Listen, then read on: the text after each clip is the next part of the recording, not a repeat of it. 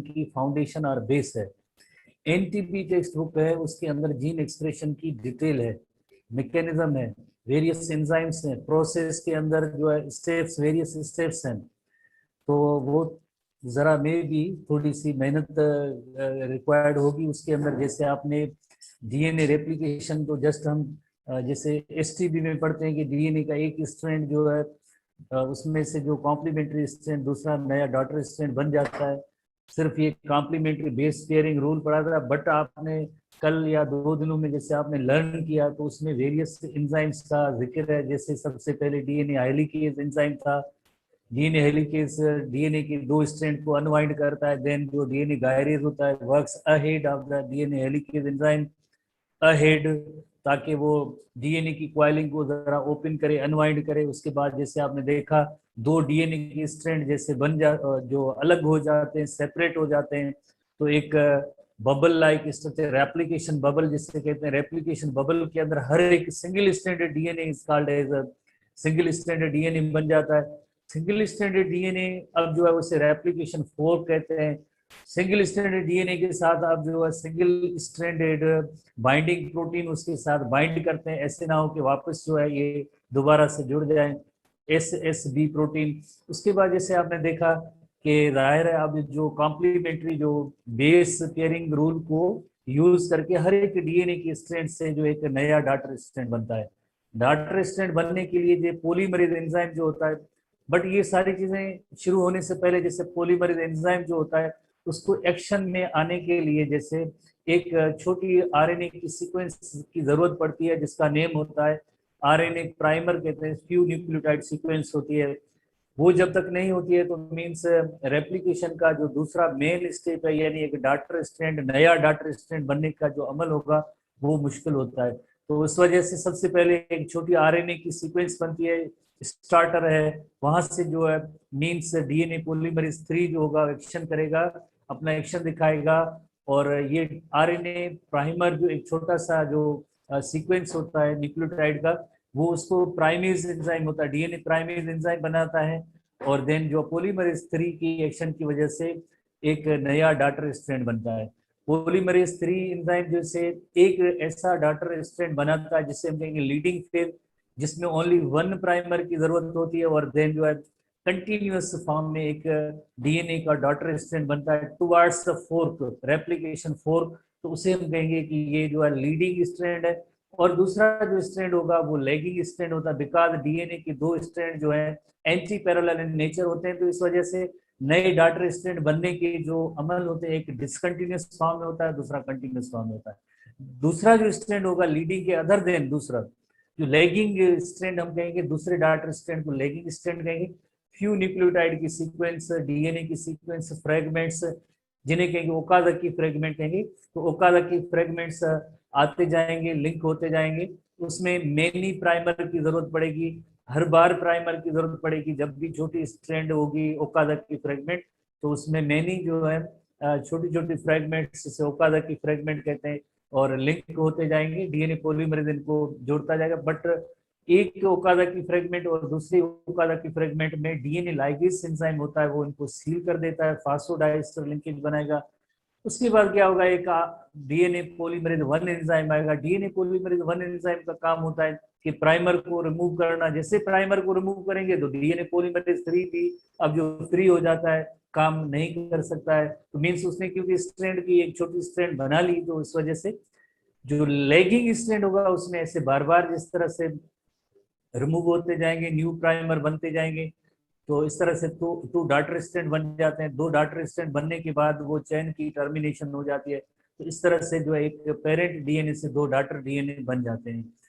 तो ये सारी मैकेनिज्म हमने पढ़ी। कॉम्प्लीमेंट्री बेस पेयरिंग रूल भी आपको याद है, जैसे adenine is always paired with thymine by double hydrogen bond, और guanine is always paired with cytosine by triple hydrogen bond.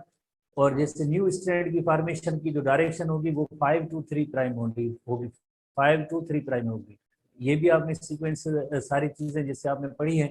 तो इसी तरह से बात ये हो रही थी कि जब जीन एक्सप्रेशन हम पढ़ेंगे, एक तो जैसे हम एसटीबी में पढ़ेंगे जो वेरी सिंपल है, इसके बेसिस पे जो हम जो आगे जो जीन एक्सप्रेशन जो एनटीबी में जरा उसमें थोड़ी सी डिफरेंट मैकेनिज्म यानी डिटेल में मैकेनिज्म बताई गई, इतनी डिटेल कि हम जो है एंट्री टेस्ट का सिलेबस कवर कर सके, या एंट्री टेस्ट के अंदर जो क्वेश्चन आते हैं या जो फॉर्मेट है जो सिलेबस दिया गया है। बिकॉज कुछ स्टूडेंट कहते हैं कि और डीप पढ़ाएं, और डीप मीन्स मॉलिक्यूलर लेवल पे हम नहीं पढ़ा सकते हैं, नहीं आपको समझ में आएगी और ना ही जरूरत है, और मजीद ये कि जो हम दो तीन चीजें सीखते हैं वो भी भूल जाएंगे।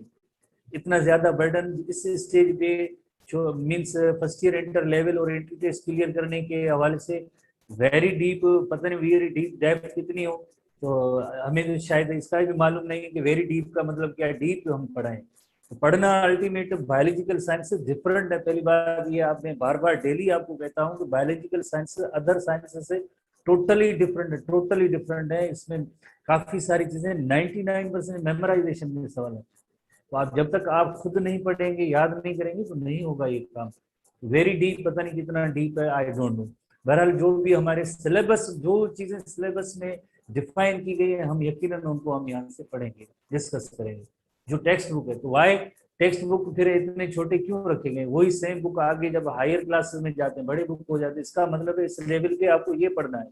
और मोर ओवर जो है एंट्री टेस्ट का एक टाइम होता है, स्पेसिफाइड टाइम होता है, इसके अंदर प्रिपरेशन भी करनी होती है, एमसीक्यू की प्रैक्टिस है, क्वेश्चन का फॉर्मेट क्या होता है, जैसे वो चीजें आपको सीखनी होती है।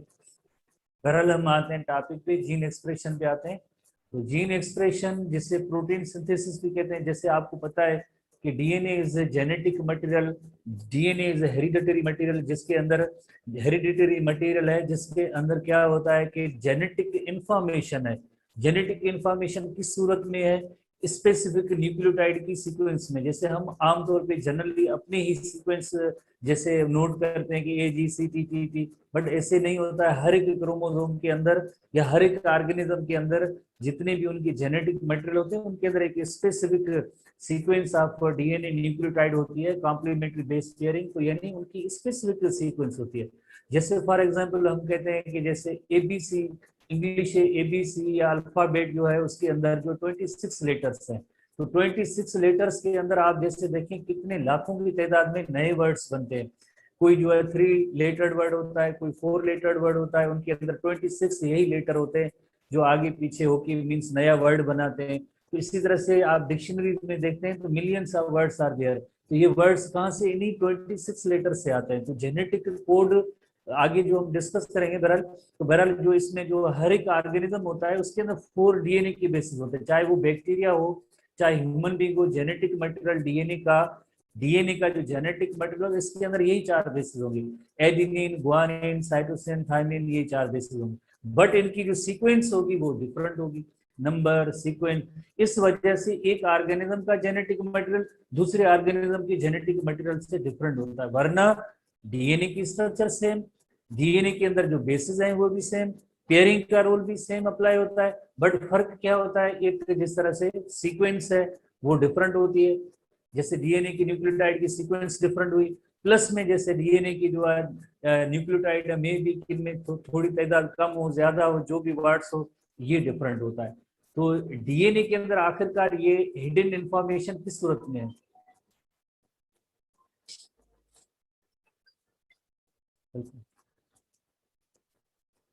सो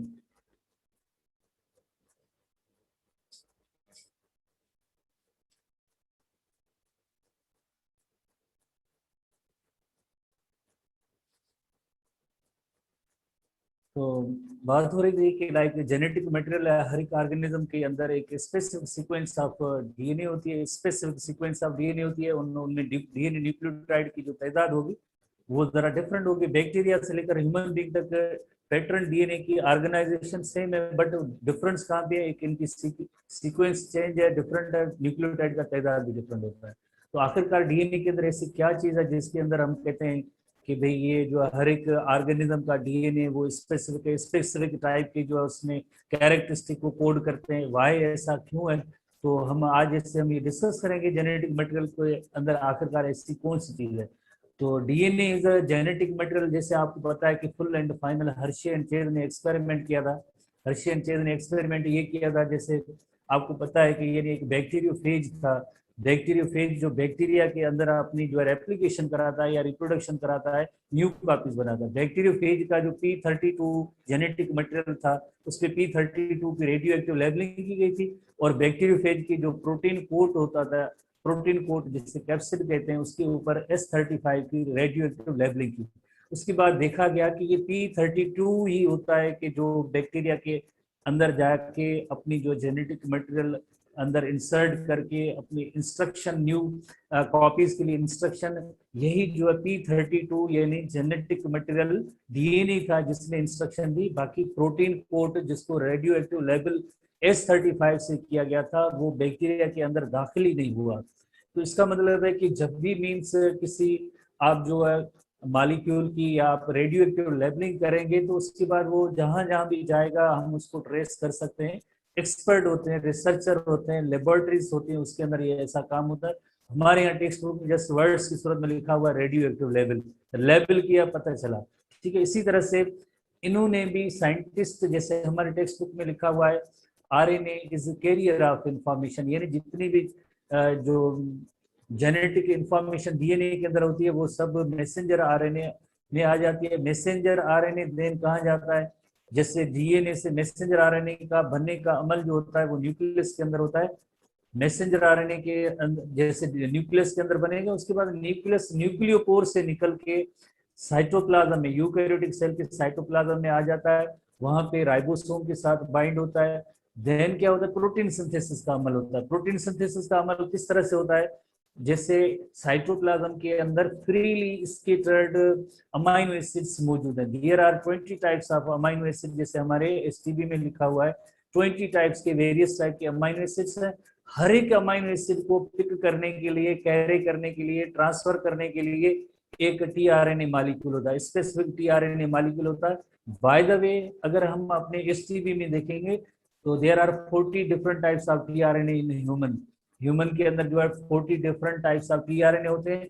दे are sufficient to pick up या transfer the amino acid towards ribosomes. तो टीआरएनए के काम यही होता है कि साइटोप्लाज्म के अंदर जैसे हम फिलहाल बातें ही कर रहे हैं, फिर उसके बाद ये डिस्कस करेंगे। तो साइट ये आपने क्योंकि पढ़ा हुआ है, जैसे काफी सारे स्टूडेंट पढ़े हुए हैं, जैसे पढ़े हुए एंट्री टेस्ट के रेगुलर क्लासेस होते हैं उनके लिए ये सारी चीजें आसान होती है। जो फर्स्ट टाइम पढ़ते हैं यकीनन उनके लिए मुश्किलात होती हैं। तो अगर आप टेक्स्ट बुक देखेंगे तो उसमें यही डेफिनेशन भी टीआरएनए की मौजूद है कि यानी टीआरएनए की क्या डेफिनेशन मौजूद है। टीआरएनए का काम होता है transfer RNA, T means transfer, transfer RNA का काम होता है साइटोप्लाज्म में जो अमाइनो एसिड्स, डिफरेंट टाइप के अमाइनो एसिड, 20 टाइप्स के अमाइनो एसिड पड़े हैं under the instruction of mRNA. जो एमआरएनए के अंदर इंस्ट्रक्शन होगी कि कौन सा अमाइनो एसिड किस सीक्वेंस में ले आना है, उसी तरह से जो टीआरएनए अमाइनो एसिड को पिक करते आएंगे और राइबोसोम की तरफ आएंगे और एक एक करके अमाइनो एसिड लिंक होते जाएंगे। Polypeptide chain of amino acid बनेगी जिससे हम कहेंगे प्रोटीन सिंथेसिस कहेंगे। तो मैसेंजर आरएनए का काम क्या हुआ, मैसेंजर आरएनए का काम यही हुआ कि डीएनए से इंफॉर्मेशन ट्रांसक्रिप्ट उसका बन गया। ट्रांसक्रिप्शन के अमल के जरिए डीएनए ने अपनी सारी इंफॉर्मेशन मैसेंजर आरएनए को दे दी। मैसेंजर आरएनए देन कहा गया न्यूक्लियोपोर से निकल के राइबोसोम में आया। राइबोसोम में प्रोटीन फैक्ट्री लगी हुई है जहाँ पे polypeptide chain of amino acid बनता है। तो राइबोसोम जो है एक और आरएनए का बना होता है। जैसे राइबोसोम की कंपोजिशन हम फर्स्ट ईयर एसटीबी में जिससे पढ़ी है, 50% उसमें प्रोटीन होते हैं, 50% आरएनए होता है। उस आरएनए का नेम होता है आरआरएनए, राइबोसोमल आरएनए। वर्ड से जाहिर है राइबोसोम के अंदर पाए जाने वाला आरएनए यकीनन आरआरएनए कहलाएगा। तो आरआरएनए और प्रोटीन के बने होते हैं। जो जैसे सबसे पहले हमारे एसटीबी के अंदर यही टॉपिक है कि there are 3 types of RNA, एक मैसेंजर आरएनए, टीआरएनए और आरआरएनए। तो आरआरएनए जिस तरह से आपको पता है कि ट्रांसफर आरएनए अमाइनो एसिड लेके आएगा, राइबोसोम की तरफ आएगा, तो जाहिर है उसके लिए प्लेस या जगह देने का काम जो होगा यकीनन जो ऐसे राइबोसोम का ही होता है, तो उसकी तरफ जो आते हैं। तो बहरहाल ये 3 टाइप्स के आरएनए हैं जो सबसे पहले हमारे एसटीबी के अंदर जो मौजूद हैं। अगर इसमें आप क्वेश्चन देखेंगे तो इतने खास या बिग क्वेश्चन नहीं है, जस्ट फंक्शन है जो यहाँ पे भी हम डिस्कस कर सकते हैं। तो सबसे पहले ओवरव्यू है हमारे एसटीबी के हवाले से। ओवरव्यू ये है कि प्रोटीन सिंथेसिस जीन, ये एसटीबी के हवाले से बात कर रहे हैं। तो एसटीबी के हवाले से ये है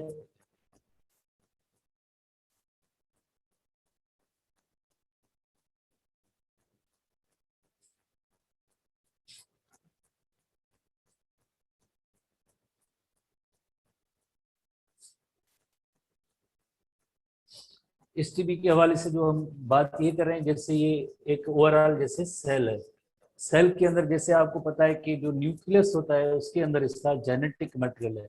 तो जेनेटिक मटेरियल किस सूरत में, in the form of DNA है। तो ये डीएनए इज जेनेटिक मटेरियल, तो उसकी कोई स्पेसिफिक सीक्वेंस होगी, जैसे आपने पढ़ा है the specific sequence of DNA, the specific sequence of DNA, जिसके अंदर किसी भी एक polypeptide chain of amino acid को कोड करने की सलाहियत हो, इस पर उसे हम कहते हैं जीन कहते हैं। तो ये एक कोई जीन है। तो यहाँ से लेकर इस जगह से लेकर इस जगह तक ये जो सीक्वेंस है, इस सीक्वेंस को हम कहेंगे ये जीन कहते हैं। तो ये जीन जो यानी nothing but segment of DNA होता है, ये अपनी सारी इंफॉर्मेशन मैसेंजर आरएनए को दे देता है। मैसेंजर आरएनए जिसकी एक प्री एमआरएनए कॉपी बनती है, उसमें प्रोसेसिंग होगी और फाइनली एक मैच्योर एमआरएनए जैसे बनेगा। ये एनटीबी के अंदर टॉपिक मौजूद है, हम वहाँ पे डिस्कस करेंगे कि ये प्री एमआरएनए और एमआरएनए में एक फाइनल एमआरएनए जो होता है ट्रांसक्रिप्ट बन जाता है, उसमें क्या फर्क होता है, जिसमें सिर्फ और सिर्फ अमाइनो एसिड को कोड करने की सलाहियत होती है। तो यानी डीएनए से एमआरएनए बनेगा, यही एमआरएनए इन न्यूक्लियोपोर्स के जरिए जो है, न्यूक्लियोपोर्स के जरिए राइबोसोम्स की तरफ आता है। न्यूक्लियोपोर्स के जरिए राइबोसोम्स की तरफ आता है। जैसे ये राइबोसोम की स्ट्रक्चर है, तो राइबोसोम ये साइटोप्लाज्म है, ओवरऑल ये साइटोप्लाज्म, इस साइटोप्लाज्म के अंदर क्या होता है, फ्रीली स्केटर्ड जैसे काफी सारे जो है अमाइनो एसिड्स जैसे मौजूद होते हैं, अमाइनो एसिड्स मौजूद होते हैं। इन अमाइनो एसिड को पिक करने का काम जो होगा ट्रांसफर आरएनए का होगा, टीआरएनए का होगा। तो ये जिस तरह से फ्रीली स्केटर्ड जैसे ये 20 टाइप्स के इस तरह से जो अमाइनो एसिड्स जो मौजूद हैं, अमाइनो एसिड्स, इन अमाइनो एसिड को पिक करने के लिए एक मॉलिक्यूल होता है, उसका नेम होता है टीआरएनए। टीआरएनए जिससे ट्रांसफर आरएनए भी कहते हैं, टीआरएनए और ट्रांसफर आरएनए। ये टीआरएनए इन मॉलिक्यूल्स यानी कौन से अमाइनो एसिड को, स्पेसिफिक अमाइनो एसिड, जो इंस्ट्रक्शन मैसेंजर आरएनए में होगी उसी की अकॉर्डिंगली अमाइनो एसिड को पिक करके राइबोसोम की तरफ ले आता है। और यहाँ पे जैसे एक एक करके इस तरह से अमाइनो एसिड लिंक होते जाएंगे, एक एक करके अमाइनो एसिड लिंक होते जाएंगे। इस तरह से एक polypeptide chain of amino acid बनेगी। इसी तरह से एक polypeptide chain of amino acid बनेगी, जिसे हम कहेंगे प्रोटीन सिंथेसिस। तो एक फिनोमेना जिसमें डीएनए से इंफॉर्मेशन, जब डीएनए से इंफॉर्मेशन मैसेंजर आरएनए में आ जाती है तो उस अमल को हम कहेंगे ट्रांसक्रिप्शन। डीएनए से इंफॉर्मेशन मैसेंजर आरएनए में आती है तो उस अमल को हम कहेंगे ट्रांसक्रिप्शन कहते हैं। और ट्रांसक्रिप्शन का अमल जो होता है वो कहाँ पे होता है, ट्रांसक्रिप्शन का अमल जो प्रोसेस होता है वो न्यूक्लियस के अंदर होता है। किस एंजाइम की मदद से होता है, उस एंजाइम का नेम है RNA polymerase enzyme. RNA polymerase enzyme की मदद से डीएनए के जैसे दो स्ट्रैंड है, उनमें से किसी भी एक स्ट्रैंड को टेम्पलेट स्ट्रैंड बना के एमआरएनए की फॉर्मेशन होगी by the help of by the help of through the action of an enzyme, उसका नेम होगा RNA polymerase enzyme. RNA polymerase enzyme की वजह से डीएनए से मैसेंजर आरएनए बनेगा। अब डीएनए ने अपनी सारी इंफॉर्मेशन जो है इस सिंगल स्टैंडर्ड मैसेंजर आरएनए को दे दिया। अब मैसेंजर आरएनए कहाँ जाएगा, मैसेंजर आरएनए न्यूक्लियस को छोड़ के राइबोसोम्स की तरफ आ जाता है। और राइबोसोम में क्या करेगा, जो मीन्स जाहिर इंस्ट्रक्शन देता जाएगा एक एक अमाइनो एसिड के लिए, वही जो टीआरएनए वहां से पिक करके राइबोसोम की तरफ आएंगे और देन उनकी आपस में असेंबलेज होती जाएगी, बॉन्ड बनता जाएगा अमाइनो एसिड्स के दरमियान। जैसे आपको पता है एक अमाइनो एसिड और दूसरे अमाइनो एसिड के दरमियान पेप्टाइड और अमाइड बॉन्ड बनता है और लिंकेज बनती जाएगी और उसके रिजल्ट में एक polypeptide chain of amino acid बनेगी, जिससे हम देंगे प्रोटीन सिंथेसिस। तो यानी जो नेक्स्ट स्टेप है दूसरा है ट्रांसलेशन। ट्रांसलेशन की मीनिंग है कि एमआरएनए के अंदर जो लैंग्वेज है, जो यकीनन जो न्यूक्लियोटाइड की लैंग्वेज है, यही लैंग्वेज जो अमाइनो एसिड की लैंग्वेज में ट्रांसलेशन हुई है। जैसे AUG, जहां भी मीन्स AUG होता है उसका मतलब है मिथियोनिन। जैसे अगर एमआरएनए के अंदर UUU होता है उसका मतलब है फिनाइल एलेनिन। जिस जगह पे एमआरएनए में अगर UGA है तो वो स्टॉप कोडॉन है। तो इसी तरह से अगर आप ये याद करेंगे, आपको कोडॉन भी आगे याद करने, तो इसी तरह से एक मीन्स इंफॉर्मेशन जो होती है in the form of nucleotide होती है ट्रिपलेट्स की सूरत में।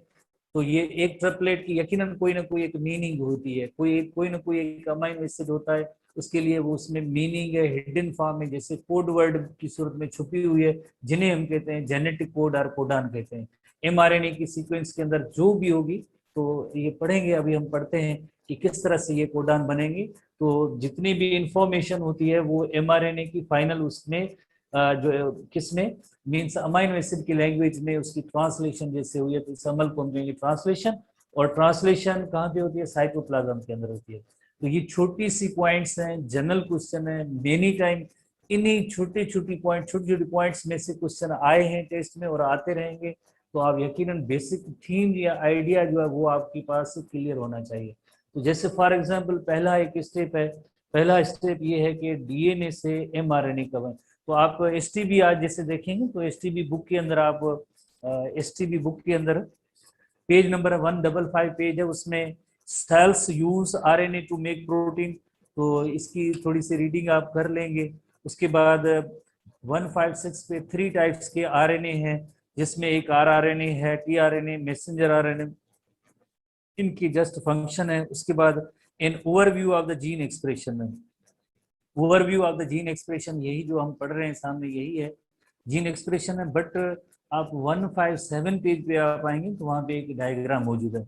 157 पेज पे जब आएंगे एसटीबी के अंदर, वहाँ पे एक डायग्राम मौजूद है, जिसमें आप जैसे देखें क्रोमोजोम है, क्रोमोजोम के साथ साथ एक स्पेसिफिक सीक्वेंस ऑफ डीएनए जो मौजूद है, जिसे जीन कहते हैं। तो इस डीएनए या जीन की जो ट्रांसक्रिप्शन हुई है, पहले सबसे पहले जैसे देखें ट्रांसक्रिप्शन हुई है, ट्रांसक्रिप्शन के अंदर प्राइमरी आरएनए ट्रांसक्रिप्ट बना है, प्राइमरी आरएनए ट्रांसक्रिप्ट बना है, और इसके अंदर काफी सारी इंफॉर्मेशन होती है जिसकी फर्दर प्रोसेसिंग होगी, तो उसमें एमआरएनए भी बन सकता है, इनमें से टीआरएनए भी बन सकता है, आरआरएनए भी बन सकता है, सबकी इंफॉर्मेशन होती है।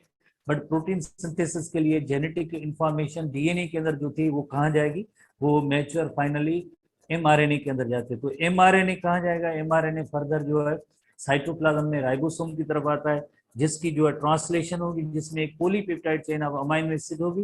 Polypeptide chain of amino acid जैसे एक बनेगा, शुरू में पहले आपको पता है कि प्राइमरी स्ट्रक्चर ऑफ प्रोटीन बनती है जो स्ट्रेट चेन की सूरत में होती है, देन प्रोटीन के वेरियस शेप्स होते हैं।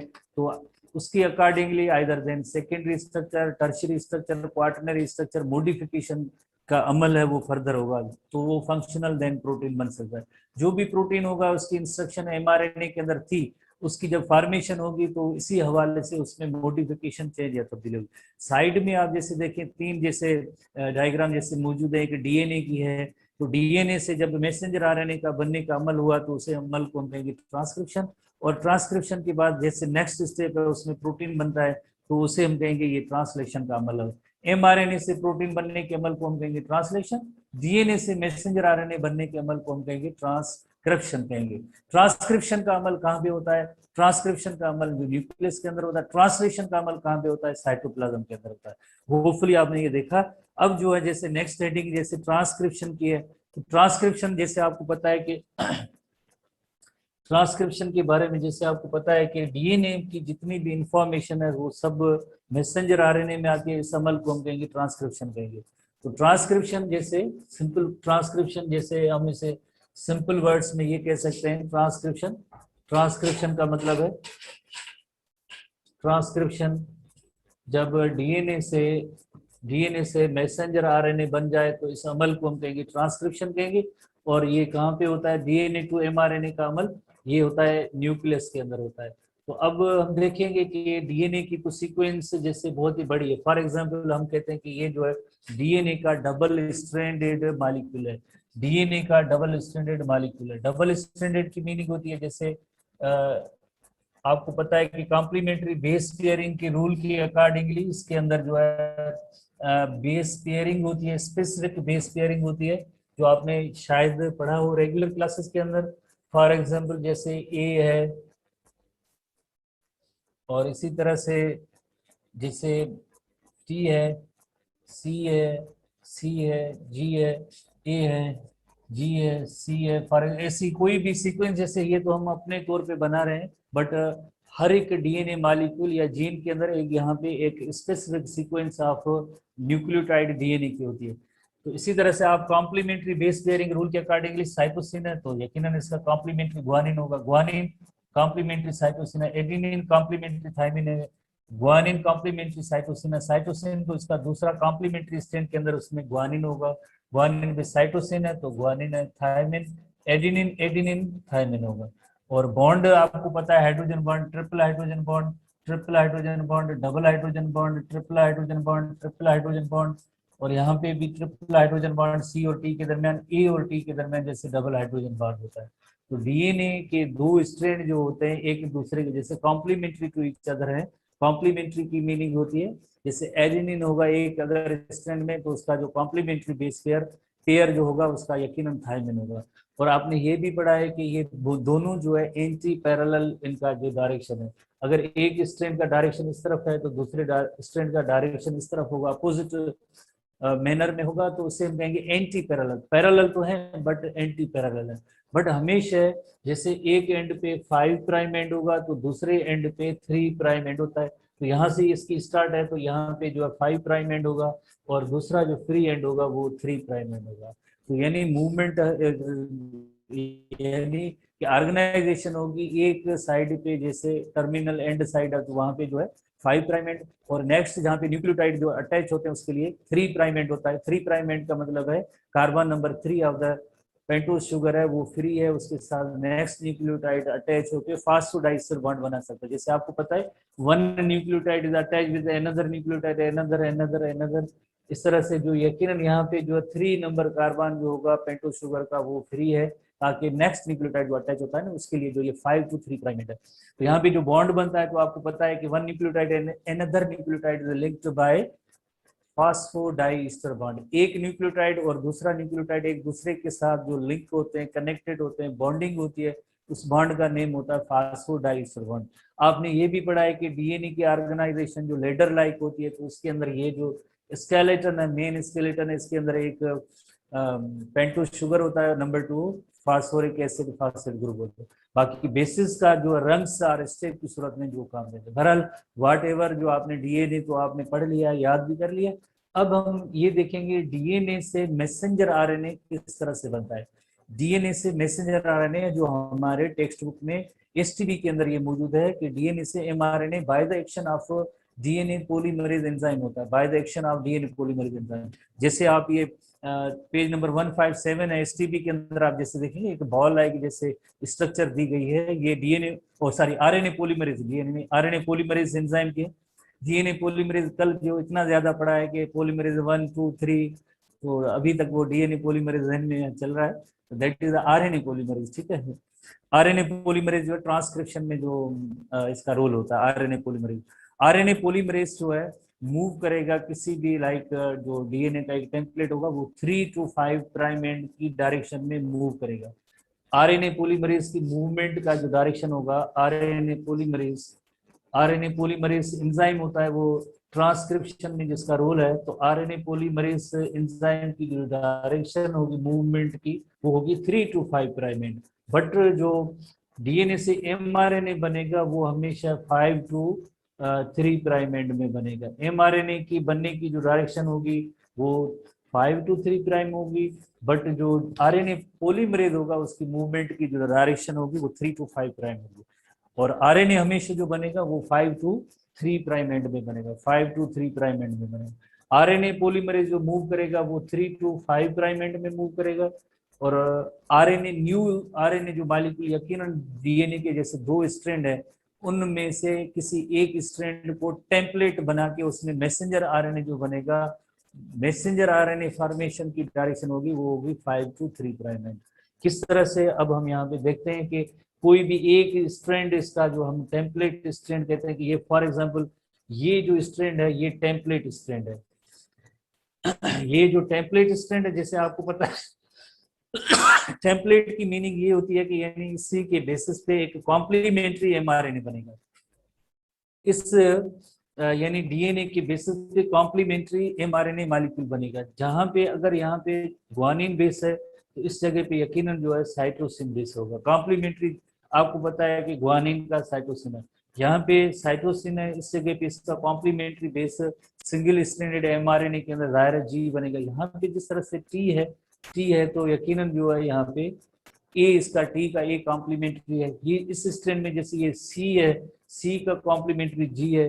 यहाँ पे जिस तरह से जी है तो कॉम्प्लीमेंट्री स्ट्रैंड सी होगा, और ये जी है तो कॉम्प्लीमेंट्री स्ट्रैंड सी है। ए होगा तो उसका कॉम्प्लीमेंट्री स्ट्रैंड यू होगा। वाई ए का यू? क्यों? Because thymine is replaced by uracil in RNA molecule. जैसे आपको पता है कि डीएनए और आरएनए के न्यूक्लियोटाइड में डिफरेंस है। जिससे डीएनए के स्ट्रैंड में, डीएनए के जो 4 न्यूक्लियोटाइड होते हैं ना, आपको पता है डीएनए के अंदर ए, जी, सी और टी न्यूक्लियोटाइड होते हैं। बट जो आरएनए होगा उसके न्यूक्लियोटाइड में फर्क होता है। जैसे एडेनिन भी होगा, गुआनिन भी होगा, साइटोसिन भी होगा। इस थायमिन की जगह पे यूरेसिल होता है। Thymine is replaced by uracil. जहाँ पे भी थायमिन आएगा तो उस जगह पे यकीनन जो यूरेसिल होगा। जिस जगह पे थायमिन होगा उस जगह पे यूरेसिल आएगा। तो देखें डीएनए के अंदर ये डीएनए के अंदर एडेनिन है तो इसके बदले में जैसे डीएनए के अंदर दूसरा जो कॉम्प्लीमेंट्री स्ट्रैंड होगा यकीनन तो उसकी कॉम्प्लीमेंट्री बेस पेयरिंग के रूल के अकॉर्डिंगली थायमिन होगा। बट जब आरएनए बनेगा तो आरएनए में थायमिन बेस है ही नहीं, तो उस जगह पे क्या आएगा? उस जगह पे यूरेसिल बेस आएगा। तो ये एक जो खास तौर पे पॉइंट होती है कि जब भी डीएनए का स्ट्रैंड जिसमें एडिनिन हो तो उसका कॉम्प्लीमेंट्री बेस पेयर हमेशा क्या होगा? उसका कॉम्प्लीमेंट्री बेस पेयर यूरेसिल होगा, जिसे यू कहते हैं। और यहाँ पे जिस तरह से टी है तो टी का कॉम्प्लीमेंट्री बेस जो है ये आ गया। तो इस तरह से यानी डीएनए ने अपनी सारी इंफॉर्मेशन किसको दे दी? डीएनए ने अपनी सारी इंफॉर्मेशन दे दी मैसेंजर आरएनए को। ये एमआरएनए का मॉलिक्यूल हुआ। और एमआरएनए ये किस एंजाइम की मदद से, जैसे आप तस्वीर में जैसे देख रहे हैं कि एक एंजाइम है जिसका नेम है RNA polymerase enzyme. RNA polymerase enzyme की वजह से डीएनए से एमआरएनए बन गया। इस अमल को हम कहते हैं, इस प्रोसेस को कहते हैं ट्रांसक्रिप्शन। और ट्रांसक्रिप्शन कहाँ पे अमल हुआ है? Transcription takes place inside the nucleus ये अमल हुआ है। तो इसी तरह से जहाँ पे एक पर्टिकुलर सीक्वेंस ऑफ, जैसे आप पर्टिकुलर सीक्वेंस ऑफ डीएनए या जिसे आप जीन कह रहे थे, जीन या डीएनए या जीन कह रहे थे, तो यहाँ से स्टार्ट होके इस तरह से, तो यहाँ से इसमें जितनी भी इंफॉर्मेशन थी डीएनए की वो सब मैसेंजर आरएनए में आ गई। एक single stranded RNA messenger RNA में आ गई। तो इस अमल को हम कहेंगे ट्रांसक्रिप्शन।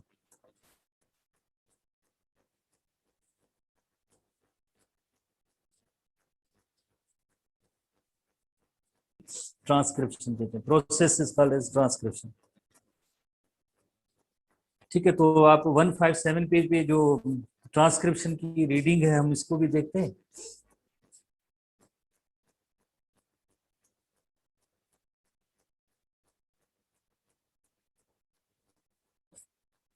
ट्रांसक्रिप्शन की रीडिंग है। The first stage of gene expression is the production of an RNA copy of the gene called messenger RNA or mRNA. Like all classes of RNA that occurs in cell, mRNA is formed on the DNA template. mRNA is formed on the DNA template. The production of RNA is called as transcription. The messenger RNA molecule is said to have been transcribed from DNA. Messenger RNA कहाँ से बना? Messenger RNA जो है DNA से ही बना है। Messenger RNA transcribed कहाँ से इसकी ट्रांसक्रिप्शन हुई है? यकीनन जो है डीएनए पे हुई है, DNA पे हुई है। The transcription is initiated when a special enzyme called RNA polymerase binds to a particular sequence of nucleotide. Particular sequence of nucleotide वहां से बाइंड करेगा, स्टार्ट लेगा और देन जो एक डीएनए से एमआरएनए बनाएगा। This sequence is located on the edge of the gene. कोई भी जैसे जीन है उसके एज या एक साइड पे होगा, देन ये एमआरएनए मॉलिक्यूल उसमें नया बनेगा। आरएनए पॉलीमरेज जो एंजाइम मूव करेगा इनटू 3 to 5 डायरेक्शन, और जो एमआरएनए बनेगा वो 5 to 3 प्राइम एंड वाली डायरेक्शन में मूव करेगा। So next para, starting at the end of the gene, the RNA polymerase proceed to assemble a single stranded RNA with the nucleotide sequence complementary to that DNA strand it has bound. तो यानी ये जो mRNA बना है ये किस DNA के template से बना है, और ये डीएनए का टेम्पलेट है, उसमें कॉम्प्लीमेंट्री एमआरएनए बना है। इसे हम कहेंगे, जैसे यहाँ पे हमने नोट किया था कि ये डीएनए टेम्पलेट है, इस टेम्पलेट से कॉम्प्लीमेंट्री, कॉम्प्लीमेंट्री, कॉम्प्लीमेंट्री की मीनिंग है ये जो एक स्पेसिफिक सीक्वेंस ऑफ बेसिस थे, जैसे यहाँ पे जी है तो ये सी आ गया, सी है तो जी है, टी है तो ये ए है, सी है तो जी है, जी है तो सी, से हम कहेंगे कॉम्प्लीमेंट्री एमआरएनए स्ट्रैंड बना है। Complementary refers to the way in which the single strands of the DNA that form double helix relate to another with an adenine pair with thymine। ये तो डीएनए की बताई गई है। In RNA strand complementary of thymine is uracil.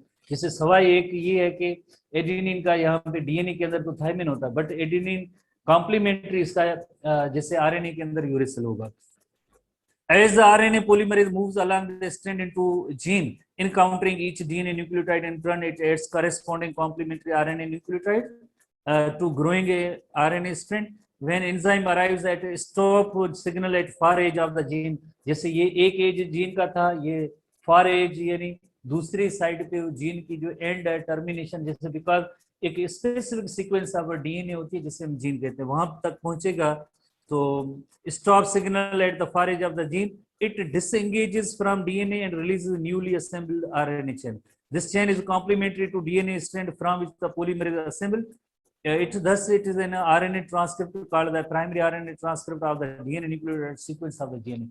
तो अब इस तरह से डीएनए से एमआरएनए बना, ये प्राइमरी ट्रांसक्रिप्ट है आरएनए का, बिकॉज इसमें आगे फर्दर एक और प्रोसेसिंग का अमल होगा जो हम एनटीबी में पढ़ेंगे।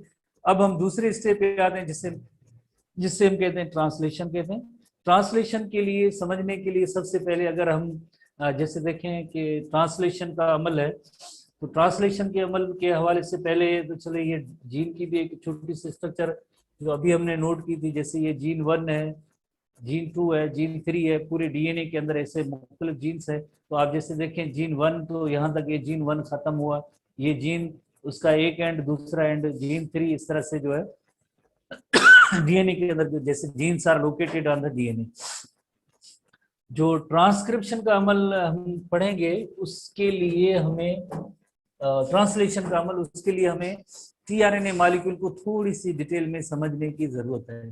टीआरएनए या ट्रांसफर आरएनए एक ऐसा मॉलिक्यूल है टीआरएनए, जैसे टीआरएनए के जैसे वेरी इंपॉर्टेंट रोल इस सेंस में है कि टीआरएनए का जो मॉलिक्यूल होता है उसकी एक साइड पे अमाइनो एसिड आके लिंक होंगे, एक साइड पे आके अमाइनो एसिड आके लिंक होंगे। जैसे ये फ्रीली स्कैटर्ड अमाइनो एसिड पड़े थे, जैसे इन्हें हम कहेंगे ये अमाइनो एसिड है और ये टीआरएनए मॉलिक्यूल है। तो हर एक जिस तरह से पर्टिकुलर जो अमाइनो एसिड होता है उसकी दूसरी टीआरएनए की साइड पे यहाँ पे एंटी कोडान होते हैं। एक जैसे कोडान तो एमआरएनए के अंदर यहाँ पे एक स्पेसिफिक सीक्वेंस होती है 3 बेसिस की, जिसे हम कहते हैं एंटी कोडान। जैसे फॉर एग्जांपल ये टीआरएनए का मॉलिक्यूल है, ये जो है टीआरएनए का मॉलिक्यूल है, ये जो मॉलिक्यूल है ये टीआरएनए का मॉलिक्यूल है। इस तरह से आप जैसे देखें ये तो मॉलिक्यूलर लेवल है जिसे आप डीप कहते हैं, तो ये डीप स्ट्रक्चर है।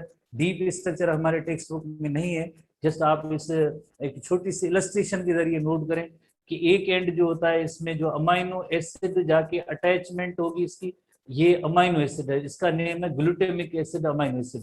तो ये जो टीआरएनए का एक 3 प्राइम एंड होगा वो फ्री होगा, उसके साथ यकीनन एक अमाइनो एसिड अटैच होगा, glutamic acid is amino acid.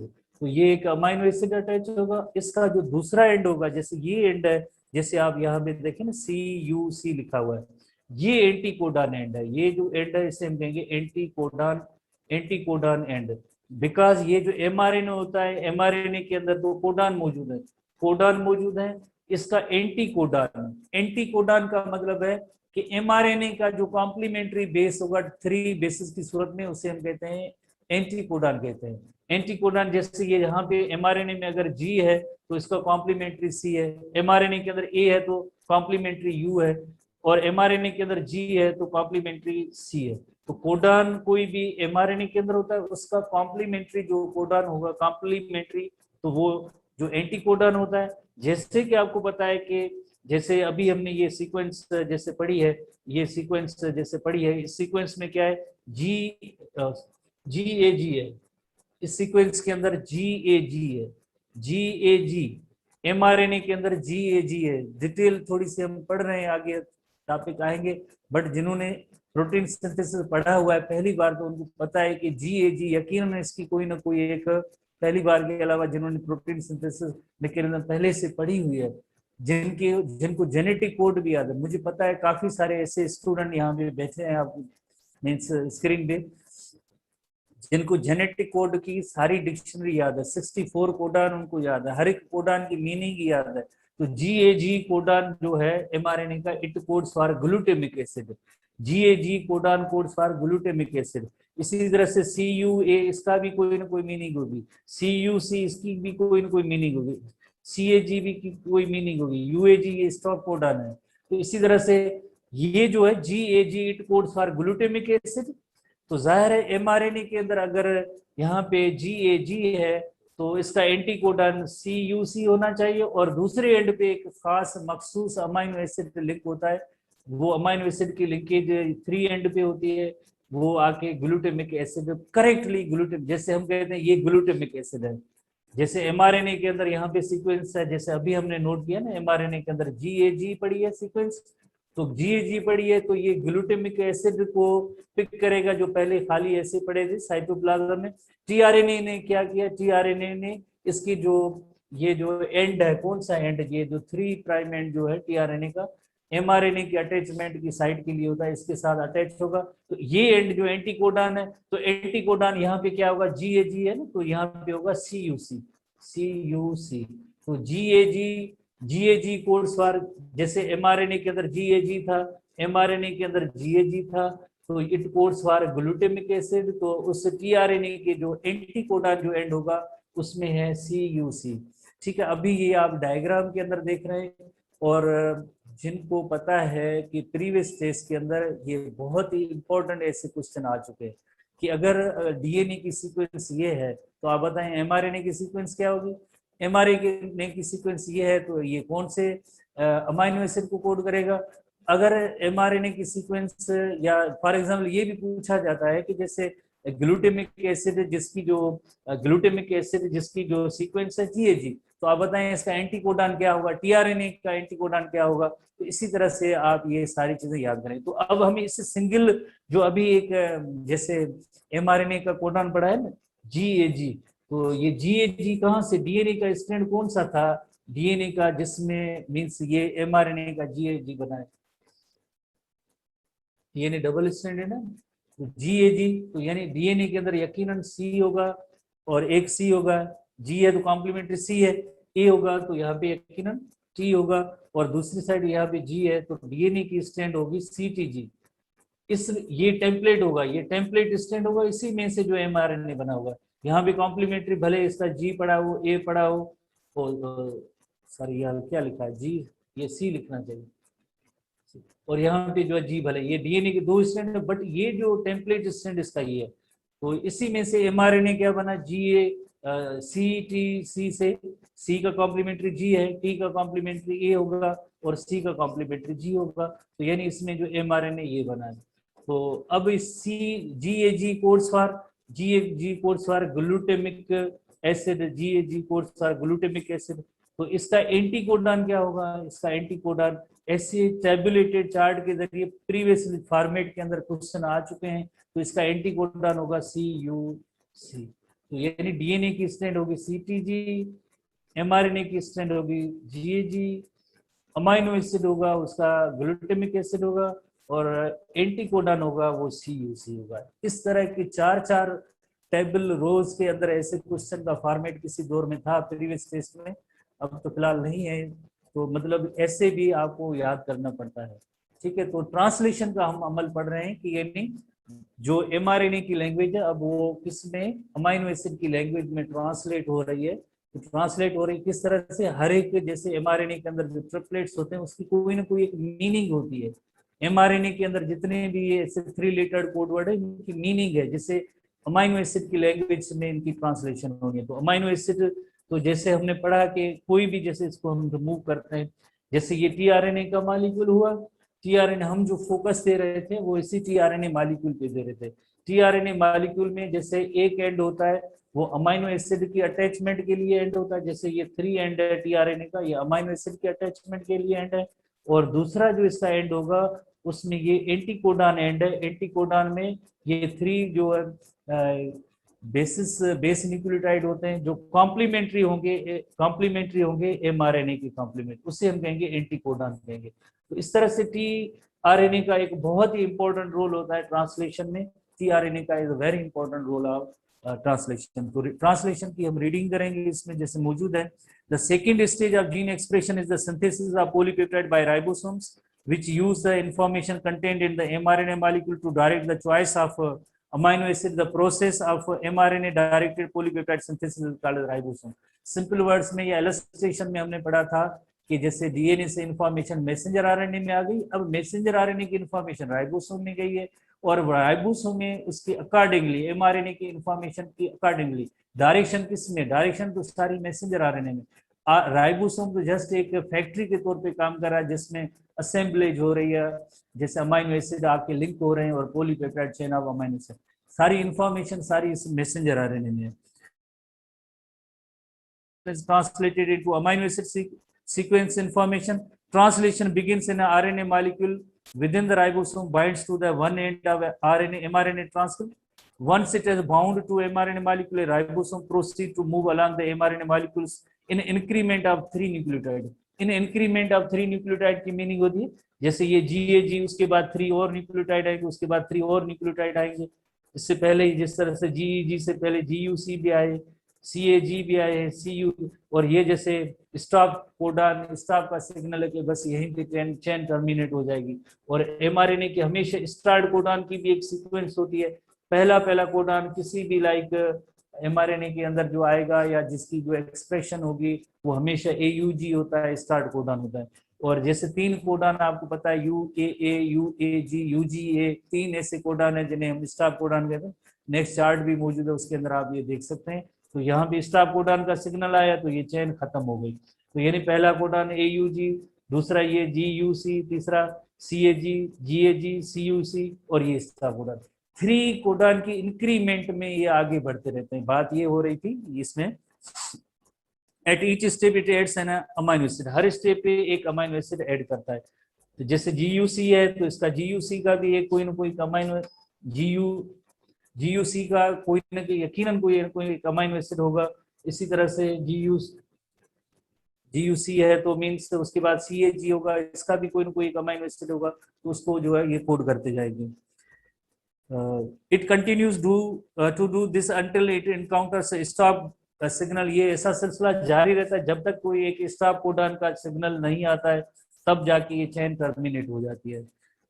Until encounter that indicates the end of polypeptide. It then disengages from mRNA and release newly assembled polypeptide and overview of protein synthesis जो represent किया गया है हमारे text book में 158 page में diagram जैसे मौजूद है। तो आप स्टेप वाइज देखें, डीएनए से एमआरएनए बना है, नंबर 1 स्टेप दिया गया। उसके बाद जैसे एमआरएनए न्यूक्लियोपोर से न्यूक्लियस के पोर से न्यूक्लियोपोर से निकल के एमआरएनए राइबोसोम की तरफ आया।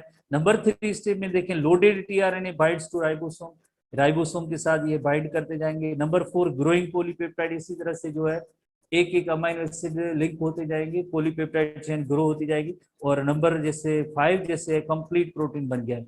2 नंबर पे जैसे नंबर 2 स्टेप है tRNA binds two amino acid, यानी पर्टिकुलर जो टीआरएनए होगा उसके अंदर एक पर्टिकुलर जैसे अमाइनो एसिड बाइंड होगा, क्योंकि ये जो है इसके लिए इंस्ट्रक्शन कहाँ पे मौजूद थी, इंस्ट्रक्शन सबकी एमआरएनए के अंदर थी।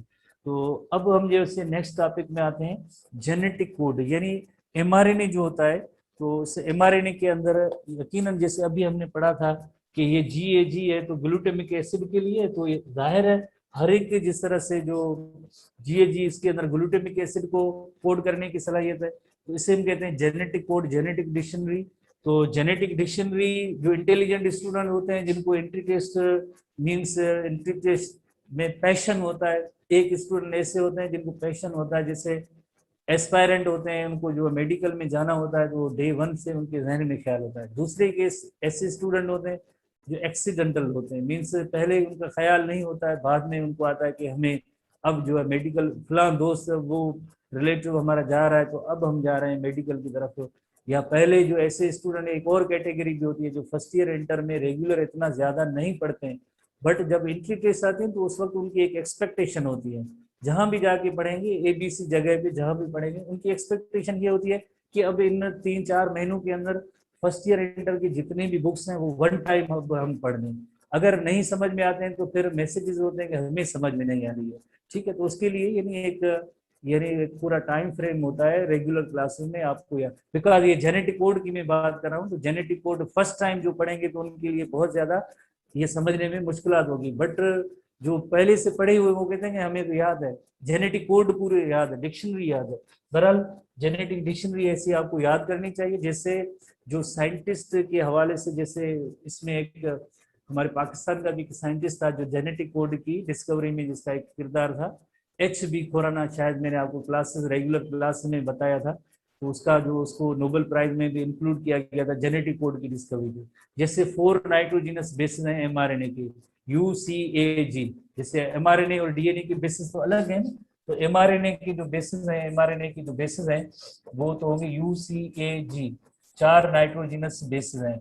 DNA की तो बेसिस तो अलग थे, आपने जैसे पढ़ा था, बट mRNA के अंदर ये 4 बेसिस हैं। अगर हम अज्यूम करें कि अगर एक नाइट्रोजिनस बेस एक अमाइनो एसिड को कोड करे, 1 नाइट्रोजिनस बेस, अगर ये 4 नाइट्रोजिनस बेस है, अगर एक नाइट्रोजिनस बेस एक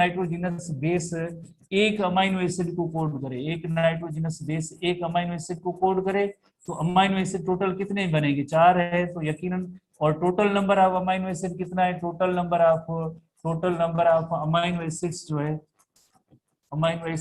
वो 20 है, 20 अमाइनो एसिड है।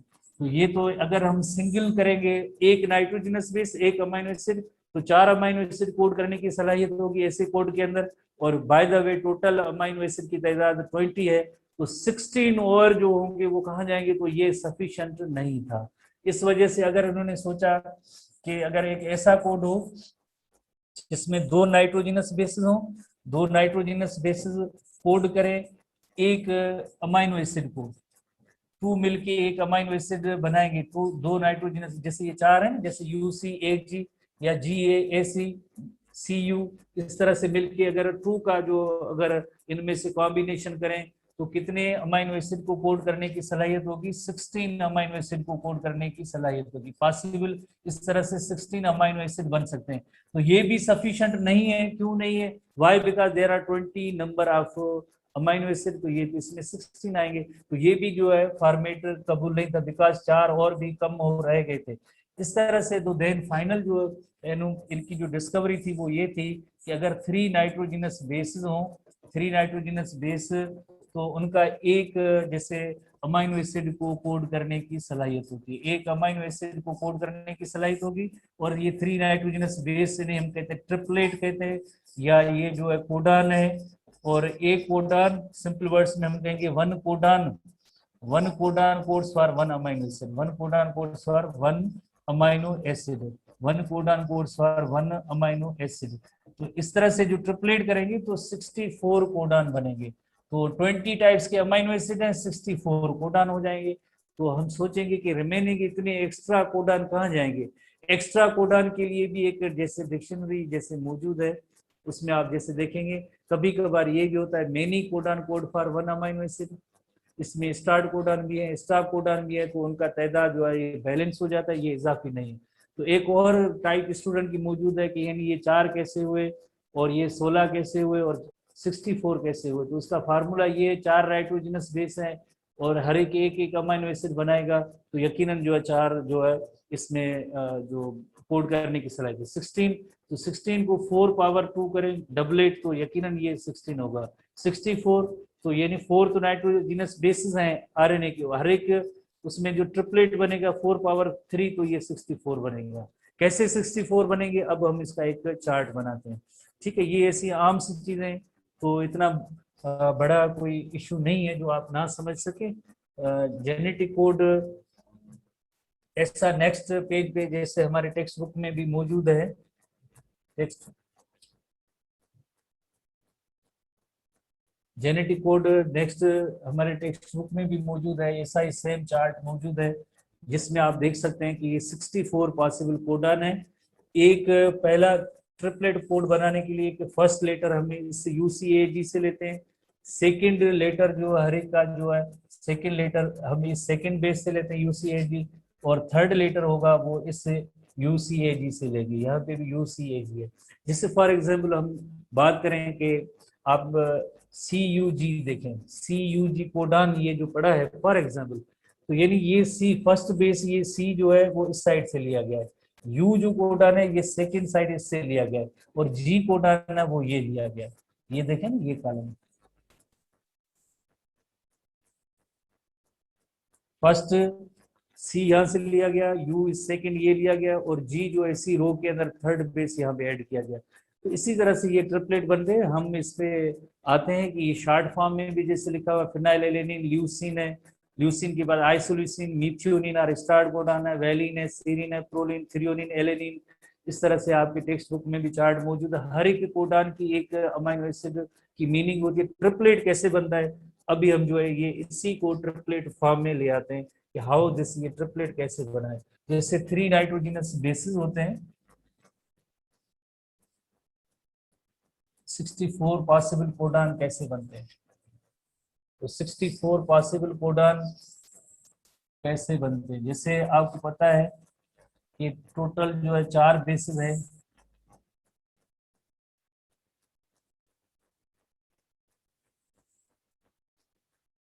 First base, second base and third base है। जैसे इस साइड पे ये फर्स्ट बेस होगा, ये लेंगे, और दूसरी किसी साइड से यहाँ से हम सेकंड बेस लेते हैं, सेकंड बेस, और तीसरी साइड से हम एक और बेस लेते हैं, थर्ड बेस, थर्ड बेस। जैसे एक UCA और AG, और सेकंड बेस में भी इसी तरह से UCAG, ये इस कॉलम UCA और G। इस तरह से आप जैसे देखें, फर्स्ट बेस है, फर्स्ट बेस ये UCA और G। कलर भी आज जैसे हम चेंज कर रहे हैं ताकि आपको पता चले कि ये बेसिस किस तरह से बने।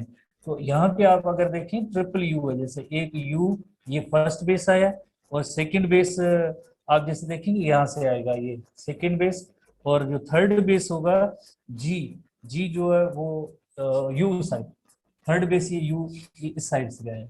तो U first base, second base और थर्ड बेस। इसी तरह से जो दूसरा जो बेस होगा यकीनन इस साइड पे दूसरा बेस जो C है, और बट यहाँ पे आप देखें फर्स्ट बेस जो है, फर्स्ट बेस ये यकीनन U है, सेकंड बेस जो है, सेकंड बेस भी U है, बट थर्ड बेस वो C लिया है। इसी तरह से थर्ड बेस पे आप आएंगे, थर्ड बेस पे आएंगे तो ये इसका पहला बेस U होगा, सेकंड बेस जो है, सेकंड बेस जो है ये U होगा, थर्ड बेस जो है ये लेंगे A लेंगे, तो थर्ड बेस जो है इसका हम A लेंगे। और चौथा जो इसका जो बेस होगा, तो पहला बेस इसका U होगा, ये देखिए U का ही जो कॉलम और रो इसमें है, और सेकंड बेस जो है ये U लेंगे, और थर्ड बेस जो होगा, थर्ड बेस ये G लेंगे। तो इससे आप अंदाजा लगाएं कि ये फर्स्ट बेस, सेकंड बेस और थर्ड बेस हमने कैसे लिए। पेज नंबर आप जैसे नेक्स्ट देखें ना, पेज नंबर 160 पे मौजूद है, पहला पहला कोडान U है। तो U यहाँ से हमने लिया पहला U, सेकंड U इसका ये इस तरफ से आया, थर्ड U जो ये लिया, तो ये पहला कोडान बना U। दूसरा कोडान बना है UC, तो U इस तरफ लिया है, सेकंड U ये इस तरफ लिया है, और थर्ड बेस ये C लिया है। तीसरा जो इसमें आप जैसे देखें, पहला U इस तरफ लिया है, सेकंड U इससे लिया है, और थर्ड A यहाँ से लिया है। चौथा जो इसमें आप जैसे देखें UG है, तो पहला U इस फर्स्ट बेस का है, सेकंड U इसका है, और थर्ड बेस जो है इस G का है। तो फर्स्ट, सेकंड और थर्ड, फर्स्ट, सेकंड और थर्ड ऐसे करेंगे तो 64 कोडान बनेंगे, 64 कोडान बनेंगे। ठीक है, तो इस पैटर्न के तहत अब हम जैसे हम एक ही जैसे कलर इस्तेमाल करते हैं, तो उसमें आप देखें किस तरह से बनेंगे ये बेसिस। तो पहला बेस U है, सबके अंदर U होगा, चारों बेसिस के अंदर U होगा। सेकंड बेस ये सब के अंदर U होगा, U होगा। थर्ड बेस बहुत ही आसान तरीका UCAG। आप अपने 160 पेज पे जेनेटिक कोड है उसको देखते जाए। इसी तरह से अगर आप देखें इसके अंदर पहला,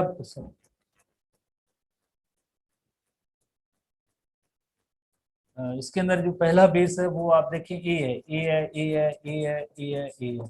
दूसरा बेस यकीनन जैसे इसका यू है, यू है, यू है, यू है, यू है। थर्ड बेस जो है वो आप देखें यू सी ए जी है, यू सी ए जी है।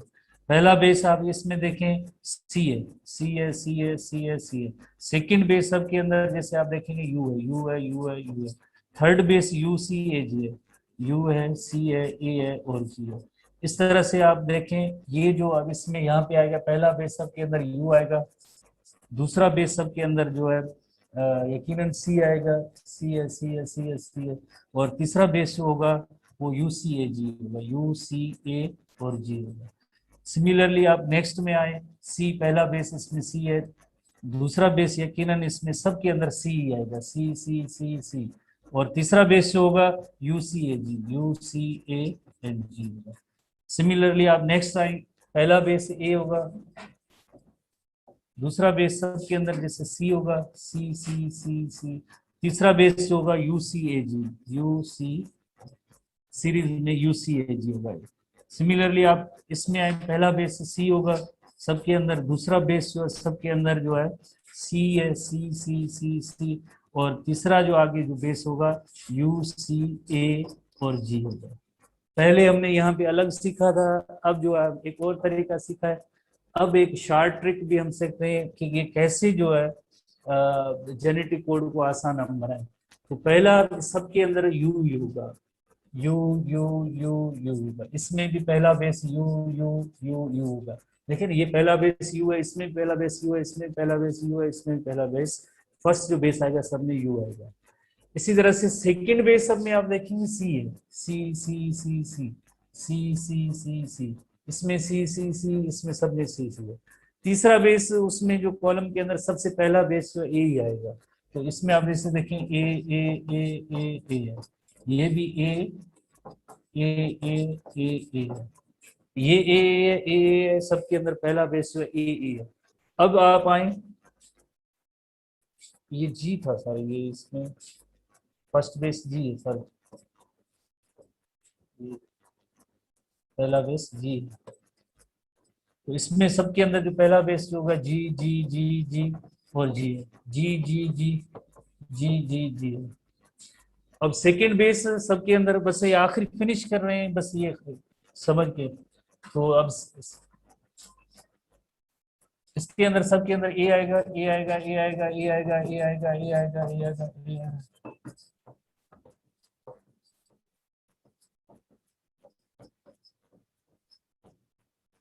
और आखिरी बेस जो होगा वो यू सी ए जी है, U C A G, U C A G, U C A G, U C A G. इसी तरह से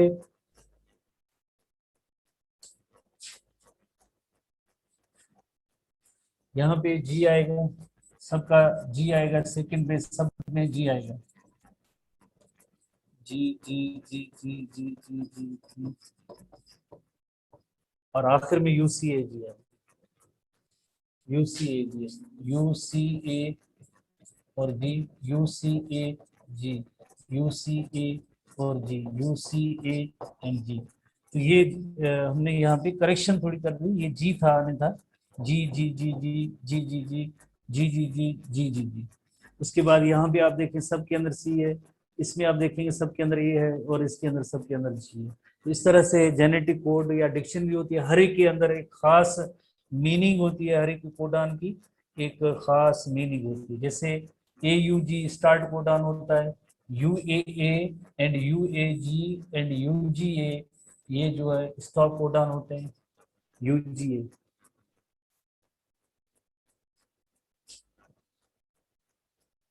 ये कम हो जाएगा,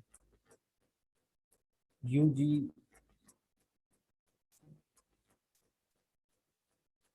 ये यू जी ये कम है इसमें।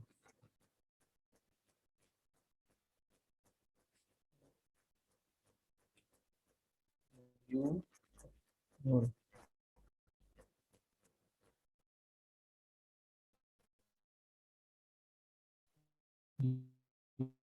ये 23 बराबर। तो यूजीए स्टॉक कोटा ने एक इसमें कम हो गया था, इसको ठीक है, टेक्स्ट बुक में देख लेना, और बाकी हम इसको कल देखेंगे, काफ़ी ज़्यादा टाइम हो गया। बाकी आप टेस्ट के हवाले से